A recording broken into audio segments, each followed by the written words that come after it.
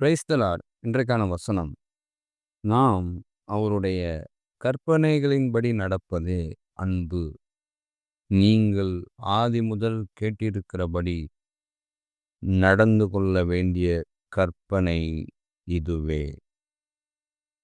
அது என்ன கற்பனை? 10 கற்பனைகள் நமக்கு தெரியும்.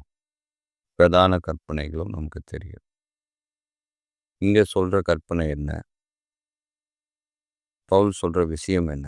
அப்படின்னா, இதுக்கு முந்தின வசனத்துல பார்த்தீங்கன்னா, அங்க சொல்லியிருக்குது, ஒருவரில் ஒருவர் அன்பு கூற வேண்டும் என்று உமக்கு புதிய கற்பனையாக எழுதாமல், ஆதிமுதல் நமக்கு உண்டாயிருக்கிற கற்பனையாக எழுதி உம்மை வேண்டிக் கொள்கிறேன்.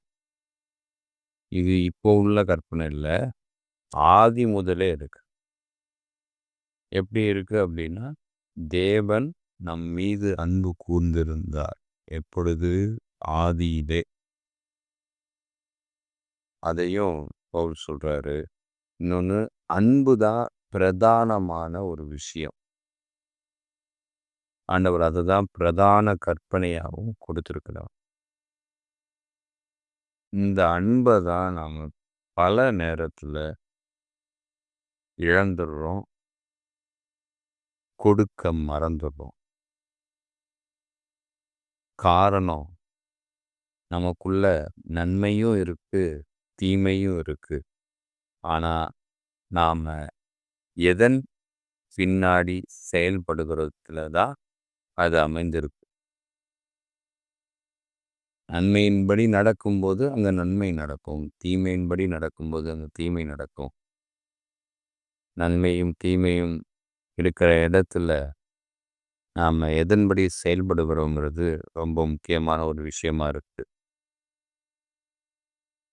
இங்க ஏசப்பா சொல்ற விஷயம், நான் உங்களுக்கு கொடுக்கிற கற்பனை என்ன கற்பனைனா, அன்பு கூறுங்க, அன்பு கூறுங்க அப்படின்னு சொல்றார்.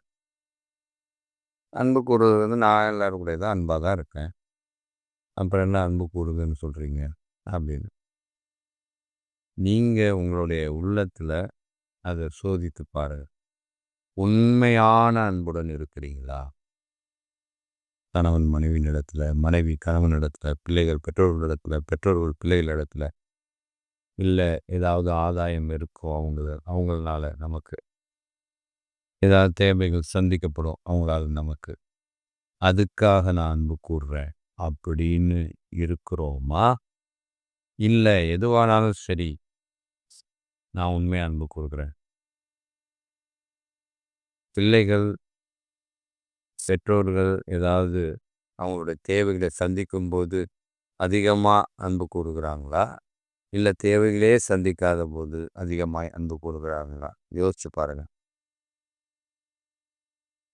இப்படி ஒரு விஷயம் நம்முடைய வாழ்க்கையில் நடந்து கொண்டு இருக்கிறது.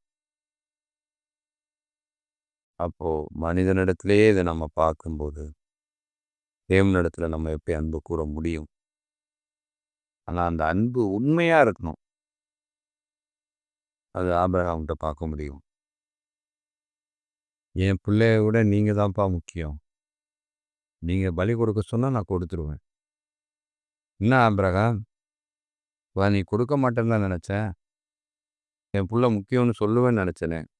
இல்லை ஆண்டவரே, உங்க முன்னாடி என் புள்ள ஒன்றும் இல்லை. ஏன்னா என்னுடைய அன்பு முதலாவது உங்களுக்குத்தான். நான் உங்களை தான் அதிகமாக அன்பு கூறுகிறேன், இதுக்கு அடுத்தபடியாக தான் புள்ள அப்படின்னு ஆபிரகாம் அங்கே நிரூபித்தார். அதே மாதிரி சாத்ராக், மேஷாக், ஆபேத்நேகோ இந்த பொற்சிலையை வணங்கணும் இல்லையா? நாங்கள் என்ன பண்ணுவோம்? தூக்கி அக்னியில் போடப்படுவீங்க, அவ்வளோதான், எரிஞ்சு சாம்பலா போயிடுவீங்க. பரவாயில்ல, தூக்கி போடு. என் தேவன் காப்பாற்றுறார் காப்பாற்றலை அது அடுத்த பிரச்சனை. நாங்கள் என் தேவன் மேலே உண்மையாய் அன்பு வைத்திருக்கிறோம். நீ தூக்கி போடு, ஆனால் நீ காமிக்கிற சிலையெல்லாம் வணங்க முடியாது அப்படின்னு அவங்க உறுதியாக இருந்தாங்க. பவுல், நான் என்ன செய்ய சித்தமாக இருக்கிறீங்க?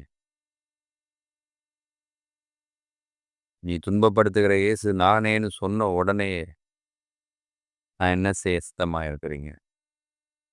அந்த வெளிச்சத்தினால பவுலுக்கு கண் தெரியல. கண் குருடாயிடுச்சு அந்த டைம்.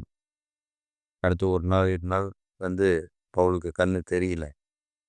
ஆனாலும் அந்த அன்பை விட்டு விலகல. முடிவு பரியந்தம் ஓடி முடிச்சாரு. அதனால தான் அவர் சொன்னாரு, நல்ல போராட்டத்தை போராடினேன், ஓட்டத்தை முடித்தேன், விசுவாசத்தை காத்து கொண்டேன் அப்படி. ஆனா நம்முடைய அன்பெல்லாம் எப்படி இருக்கு?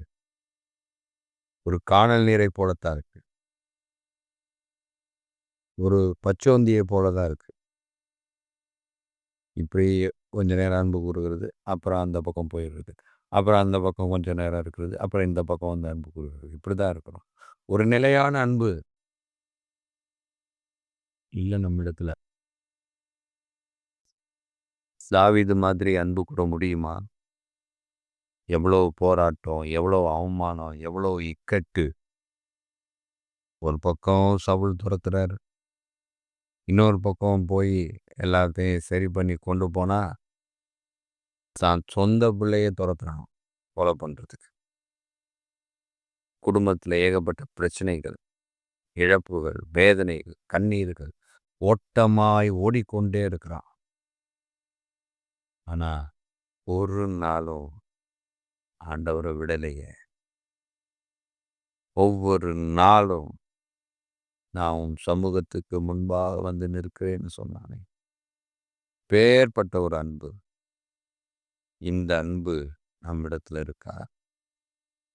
யோபு மாதிரி அன்பு கூற முடியுமா? எல்லாவற்றையும் இழந்து நடுத்தருவுக்கு வந்தாலும் கர்த்தர் கொடுத்தா, கர்த்தர் எடுத்தா, கர்த்தர் நாமத்துக்கு ஸ்தோத்திரம் சொல்ல முடியுமா நம்மளால? ஏன் அப்படி யோபுவால சொல்ல முடிஞ்சது? ஏன்னா யோபு அந்த அளவுக்கு ஆண்டவர் மீது அன்பு கூர்ந்தார். நாம எப்படி இருக்கிறோம்? சிந்தித்து பார்ப்போம். வெறுமனே அன்பு கூறுகிறது உலக பிரகாரமான அன்பு. அதை ஆண்டவர் சொல்லலை, அதை வசனம் சொல்லலை. அன்புன்றது அது ஆழமாய் இருக்கக்கூடிய ஒன்று, பின்னி பிணைக்கப்பட்ட ஒன்று, அர்ப்பணிப்பு. அதுதான் அன்பு. எனக்காக உண்மையை தருகிறேன், அதுதான் அன்பு. நம் மீது வைத்த அன்புக்காக தன்னையே கொடுத்த இயேசு, அதுதான் உண்மையான அன்பு. தன் இரத்தத்தை சிந்தி தன் மாம்சத்தை கிழிக்க கொடுத்து பாடுகள் பட்டு நம்மை மீட்டெடுத்தாரே, அதுதான் அன்பு. நாம சொத்தெல்லாம் கிழிக்க கொடுக்க வேணாம், ரத்தத்தை சிந்த வேணாம். ஆனா அதே நேரத்துல எந்த ஒரு உபத்திரவம் வந்தாலும் நாம அதை குறித்து பார்த்து பின்வாங்கி போய்விடாதபடி அந்த கற்பனை ஆகிய அந்த அன்பை, அந்த முழுமையான அன்பை நாம செலுத்துவோம். செலுத்தும்போது கண்டிப்பாகவே நாம் அன்பின் பிள்ளைகளாக மாறுவோம். காதுள்ளவர்கள் கேட்க கடவர்கள். ஆமென்.